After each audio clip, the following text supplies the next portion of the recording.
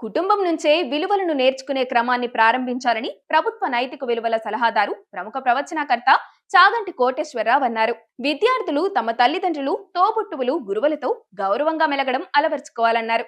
కుటుంబాన్ని గౌరవించిన వారే సమాజాన్ని కూడా గౌరవించగలరని ఆయన అన్నారు. పాఠశాల విద్యాశాఖ సోమవారం విజయవాడలో నిర్వహించిన విలువల విద్యా సదస్సులో ఆయన విద్యార్థులను ఉద్దేశించి ప్రసంగించారు. కుటుంబం దేవుడిచ్చిన గొప్ప వరం. ఎంతటి వ్యక్తి అయినా తల్లిని గౌరవించాలి. పాఠశాలకు వెళ్లే సమయంలో తల్లికి నమస్కరించాలి. తల్లికి చెప్పలేని పనులు ఎవ్వరూ చేయకూడదు. మనం చేసే ప్రతి పని అమ్మకు చెప్పుకునేలా ఉండాలి. ప్రధాని మోదీ అంతటి వ్యక్తి కూడా తల్లి గురించి గొప్పగా చెప్పారు. పేదరికం అంటే తెలియకుండా మా అమ్మ పెంచింది అని ఆయన అన్నారు. అలాగే సీఎం చంద్రబాబు తన తల్లి అమ్మనమ్మ గురించి ఓ వ్యాసంలో గొప్పగా రాశారు. మా అమ్మ చెప్పిన మాటల స్ఫూర్తితోనే కష్టపడటం నేర్చుకున్నా అని ఆయన రాశారు. జీవితంలో తల్లి తర్వాత తండ్రి అంతటి గొప్ప వ్యక్తి. తల్లిదండ్రులకు గౌరవిస్తే నైతికత విలువలు పెరుగుతాయి.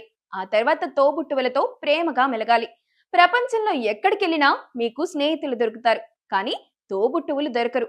అలాగే మనకంటే తక్కువగా ఉన్నవారిని చిన్నచూపు చూడటం, హేళన చేయడం మంచి విధానం కాదు.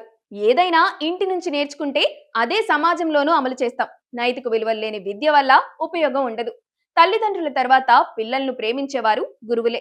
గురువులను అపహాస్యం చేయడం, విమర్శించడం చేయకూడదు. గొప్పవారి జీవిత చరిత్రలను చదవడం విద్యార్థులు నేర్చుకోవాలని చాగంటి కోటేశ్వరరావు తెలిపారు.